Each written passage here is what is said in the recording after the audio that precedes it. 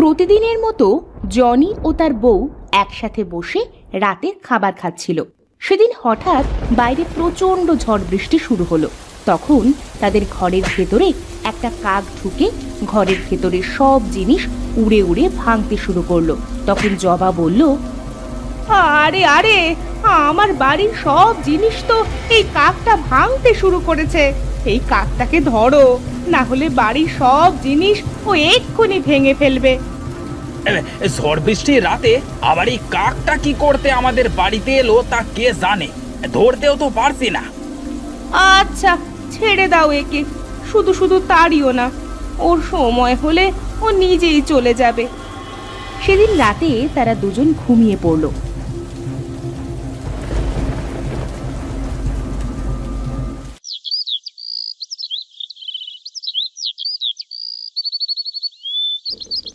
পরের দিন সকালে জনি আর তার বউ দেখলো তাদের দুজনের মাঝে একটা অদ্ভুত ছোট্ট মেয়ে শুয়ে আছে। এই ওঠো ওঠো, এই মেয়েটা কোথা থেকে এলো? দেখতে কি অদ্ভুত দেখো। ও মা, তাই তো, এ সারা রাত আমাদের মাঝে ছিল, কোথা থেকে এলো বলো তো আমাদের ঘরে? এমন সময় মেয়েটা ঘুম থেকে উঠে জবাকে দেখে জড়িয়ে ধরে বলল, মা, আজ এত তাড়াতাড়ি উঠলে কেন মা? চলো না মা, আমরা আবার ঘুমাই। আরে বাবারে, দেখো বাচ্চাটা কত সুন্দরভাবে কথা বলছে। আমার তো মনে হচ্ছে আমি একে সারা জীবন আমার কাছে রেখে দিই। হ্যাঁ, আমাদের তো কোনো বাচ্চা নেই, এটাই মনে করো আজ থেকে আমাদের বাচ্চা। এর নাম আজ থেকে আমি রীতা রেখে দিলাম। সেদিন থেকে তারা দুজন মেয়েটিকে অনেক যত্নের সাথে মানুষ করতে থাকে। কিছুদিন পরে জবা ও তার মেয়ে বসে গল্প করছিল।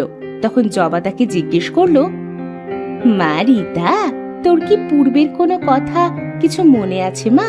কিছু মনে থাকলে আমাকে বলতে পারিস। না মা, আমার তো কিছু মনে নেই। কেন মা, কি হয়েছিল আমার? আমি কি বলে গেছিলাম? কিচ্ছু হয়নি আমার পাখনা বুড়ি। ছোট থাকতে তোমাকে যে আমি একদিন মেরেছিলাম না, সেটা মনে আছে কিনা জিজ্ঞেস করছি। তুমি আমায় মেলেছিলে। বাবা বালি আসলে আমি বাবাকে বলে দিব।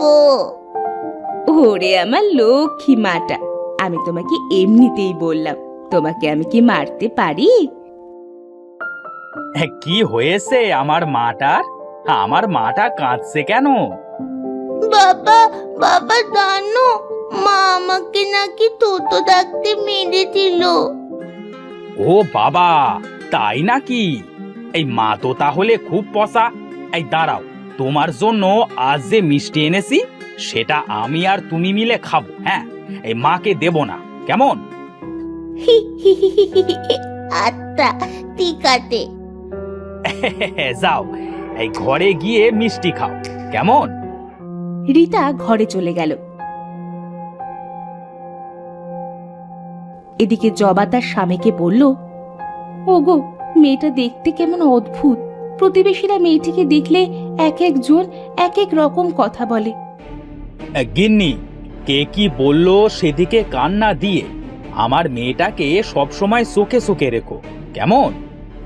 এভাবে দেখতে দেখতে 12টি বছর কেটে গেল। একদিন জনি তার বউকে বলল, গিন্নি, আমাদের মেয়েটা বিয়ে দেওয়ার মতো হয়ে গেছে। এবার দেখে শুনে একটা ভালো ছেলে দেখে মেয়েটার বিয়ে দিতে পারলেই আমাদের শান্তি। তোমাদের রেখে আমি কখনো বিয়ে করব না মা। আমি সারা জীবন তোমাদের সাথে থাকতে চাই। আচ্ছা মা, তোকে বিয়ে দিয়ে সারা জীবন আমাদের কাছে রেখে দিব, কেমন? এবার ঠিক আছে। গিন্নি, আমি বাজারে গেলাম। রাকেশ ভাই একটু খবর দিয়েছে, দেখে আসি কি বলবে। আচ্ছা ঠিক আছে, যাও।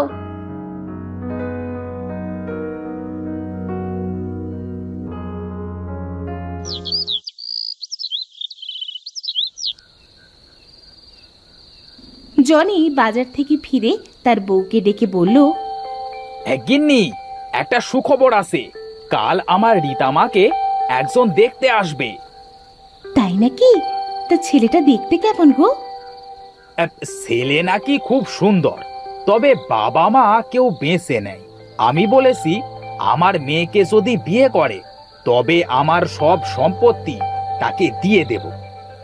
ভালো কথা বলেছ। আমাদের সব কিছু দিয়ে বিনিময়ে আমার মেয়েটা যেন সুখে থাকে।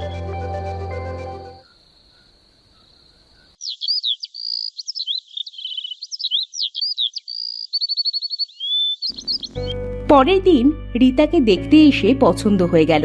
বিয়ের দিন তারিখও পড়ে গেল। জনি আর তার বউ তো খুব খুশি হলো। রাতে তারা যখন সবাই খেতে বসলো, জবা বলল, ওগো, আমি যে এবার মরেও শান্তি পাবো।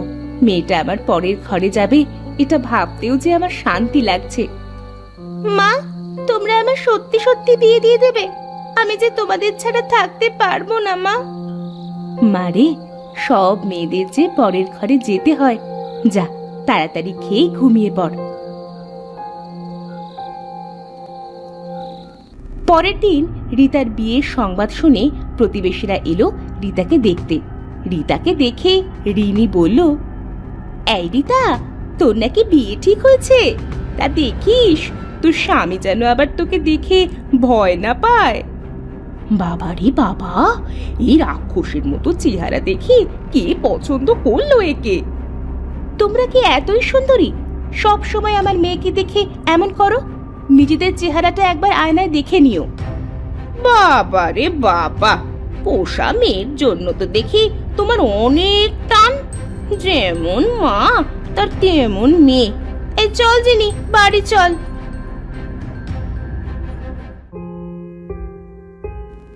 মা, সে ছোট্ট থেকে আমাকে দেখে সবাই ভয় পায় মা। আমি কি দেখতে খুব খারাপ নাকি?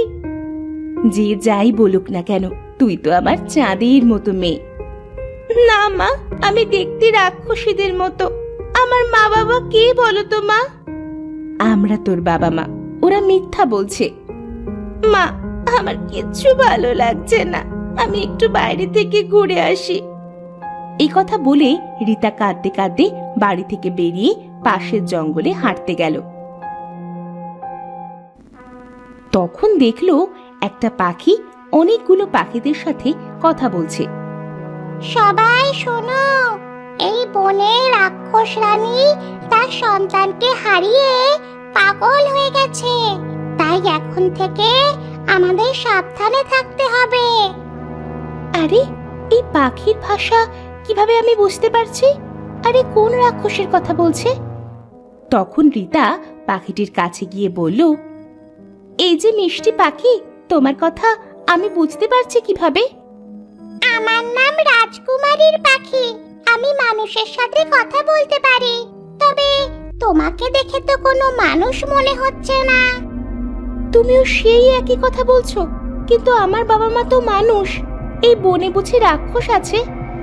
হ্যাঁ গো, এই বনে একটা রাক্ষস 10 বছর আগে তার সন্তানকে হারিয়ে ফেলে পাগল হয়ে গেছে। কিন্তু আজ 2 দিন ধরে সে পশু পাখিদের উপরে খুব অত্যাচার করছে। কিন্তু কেন? হয়তোবা সন্তানের শোকে এমন হয়ে গেছে। তুমি তোমার বাড়িতে তাড়াতাড়ি ফিরে যাও, না হলে রাক্ষসটা তোমাকে মেরে ফেলবে। মানুষের কথা শোনার চেয়ে মৃত্যু মনে হয় অনেক ভালো।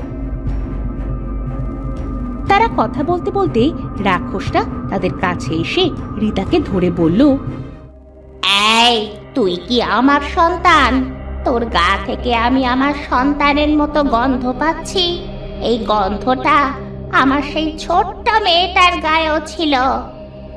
রীতা রাক্ষসটার ব্যবহারে খুব অবাক হলো। সে রাক্ষসটাকে দেখে মোটেও ভয় পাচ্ছিল না।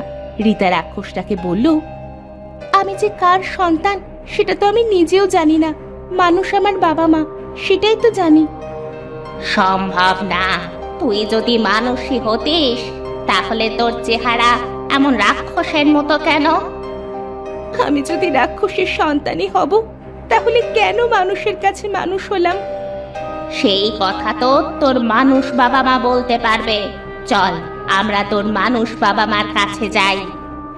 শুনলাম তুমি নাকি পাগল হয়ে গেছিলে, কিন্তু তোমাকে দেখে তো সুস্থ দেখা যাচ্ছে।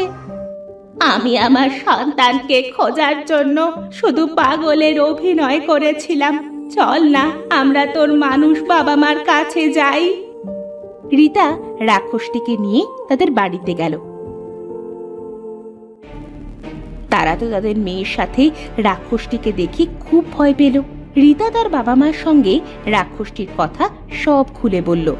সব শুনে জবা বলল, হ্যাঁ, একে আমরা আমাদের ঘরে পেয়েছিলাম। আমরা বুঝতে পেরেছিলাম আমাদের মেয়েটা কোনো সাধারণ মানুষ নয়, নিশ্চয়ই এর ভেতরে কোনো রহস্য লুকিয়ে আছে। আজ থেকে 10 বছর আগে আমার মেয়েটা রাক্ষস বাচ্চা থেকে কাক হয়ে ঘুরছিল, কিন্তু সেদিন ঝড় বৃষ্টি হওয়ায় সে আর বাড়ি ফিরে যায়নি। হ্যাঁ হ্যাঁ, সেদিন রাতে কাকে আমাদের ঘরের জিনিস সব ভেঙে ফেলেছিল, আর পরের দিন সকালে দেখি একটা বাচ্চা মেয়ে আমাদের মাঝে শুয়ে আছে, আর জেগে আমার গিন্নিকে মা বলে ডাকলো। এই তো আমার মেয়েকে খুঁজে পেয়েছি। চল মা, আমার সাথে বাড়ি ফিরে চল। দয়া করে আমার মেয়েটাকে আমার কাছ থেকে নিয়ে যেও না, ওকে যে আমি খুব ভালোবাসি। আমার মেয়েটার যে আর 2 দিন পরেই বিয়ে। মা, আমি আমার মানুষ বাবা মার কাছে থাকতে চাই। তুই যাতে খুশি আমিও তাতেই খুশি। আমি চলে যাচ্ছি মা, তোর বিয়ের দিন এসে তোকে বিদায় জানাবো। রাক্ষসটি তাদের বাড়ি থেকে চলে গেল। এদিকে রীতার বিয়ের দিন চলে এলো। রীতার বিয়ে মহা ধুমধামে দেওয়া হলো। তখন রাক্ষসটি এসে রীতাকে বলল, আমি চাই আমার মেয়েটা অনেক ভালো থাকুক। তোর এই চেহারা নিয়ে তো মানুষের অনেক কথা শুনেছিস, তাই না মা? হ্যাঁ মা, এই চেহারার জন্য ছোট্ট থেকে আমি মানুষের অনেক কথা সহ্য করেছি। এই নে মা, আমি তোকে একটা সুন্দরী মেয়ে বানিয়ে দিলাম। তুই আমার মেয়ে, তবে তোকে আমি কিছুই দিতে পারিনি। তোর বিয়ের দিন এটাই মনে কর তোর মায়ের একটা ছোট্ট উপহার। মা, তুমি কিছু মনে করো না মা। আমার মা বাবা সে ছোট্ট থেকে অনেক যত্নে আমাকে মানুষ করেছে। এদেরকে ছেড়ে আমি যে থাকতে পারবো না। এই জন্যই তো তোকে আমি এদের বিয়ে দিলাম। তোমাদের অনেক ধন্যবাদ। আমার মেয়েকে তোমরা এত যত্ন করে মানুষ করেছো, তার জন্য তোমাদের কাছে আমি চিরকৃতজ্ঞ থাকবো। তোমার সন্তানকে যে আমাদের দিয়ে দিলে, এর জন্য তোমাকে অনেক ধন্যবাদ। আমি আসি রে মা, তোরা ভালো থাকিস। রীতাকে তার স্বামীর হাতে তুলে দিয়ে রাক্ষসটি চলে গেল। এদিকে রীতার বাবা মা রীতাকে মানুষের রূপে পেয়ে খুব খুশি হলো। এরপর রীতা তার স্বামীকে নিয়ে সারা জীবন সুখে শান্তিতে বসবাস করতে লাগলো।